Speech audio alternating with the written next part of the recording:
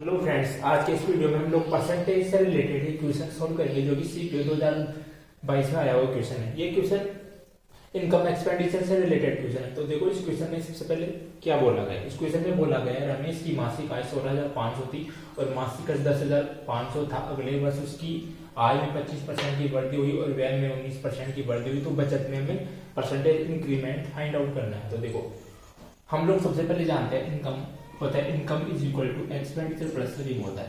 Income होता है expenditure plus saving. तो देखो उसकी मंथली इनकम कितनी थी। मंथली इनकम थी 16,500 रुपए और एक्सपेंडिचर कितना था। एक्सपेंडिचर था 10,500 रुपए, यानी कि वो उसकी इनकम 16,500 थी तो उसने 10,500 रुपए एक्सपेंड कर दिया, यानी खर्च कर दिए। तो उसकी सेविंग कितनी हुई। तो उसकी सेविंग हो जाएगी 6,000 रुपए, यानी कि वो 6,000 रुपए बचाता था। ठीक है, यहाँ तक पता चला। फिर क्या बोला, इनकम में 25% की वृद्धि हुई। तो मैं इसमें 16,500 में 25% की वृद्धि करूँ तो 16,500 में 25% की वृद्धि करनी है।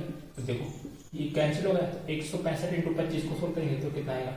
125 इंटू 65 को सोल्व करेंगे तो 0 3 और 3 0 5 और आ जाएगा 2।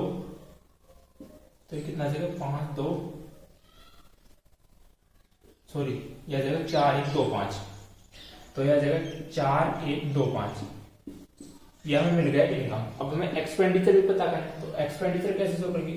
तो जाएगा 10500 में 19% की वृद्धि हुई तो जाएगा 19/100।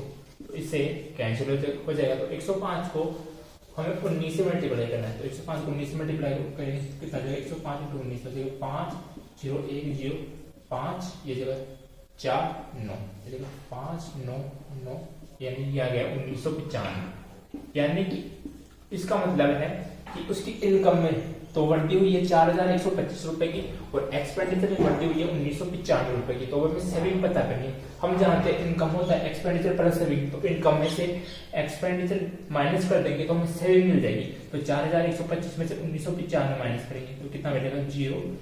ये बचेगा 3, ये बचेगा 1 और ये बचेगा 2, यानी कि उसकी सेविंग में कितने की वृद्धि हुई है 2130 रुपए की वृद्धि हुई है उसकी सेविंग में। तो अब हमें परसेंटेज फाइंड आउट करना है। तो देखो 2130 रुपए की वृद्धि हुई है सेविंग में ओवर 6,000 और उसको परसेंटेज में चेंज करना तो 100 से मल्टीप्लाई करेंगे और परसेंटेज का साइन लगा देंगे। तो इसको सोल्व करो 2 0 से 2 0 से कट गया। अब इसको सोल्व करो 213.6 तो 6 18 कितना बच गया 3।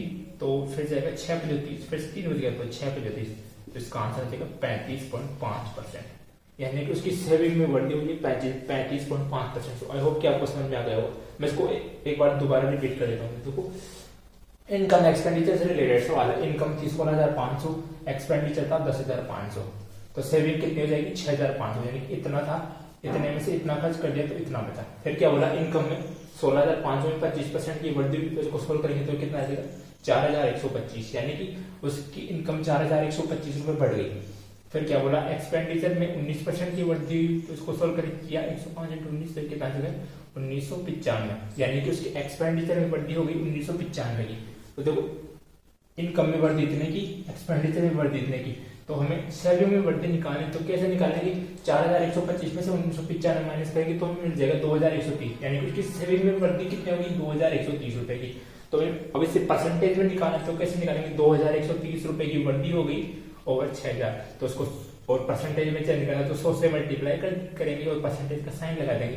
फिर इसको सोल्व करेंगे तो सोल्व करने पर आ जाएगा 35.5%। सो ये इसका आंसर है। सो आई होप कि आपको ये समझ में आ गया होगा। अगर आपको वीडियो अच्छा लगी तो प्लीज वीडियो को लाइक करें और चैनल को सब्सक्राइब करें। Thank you guys.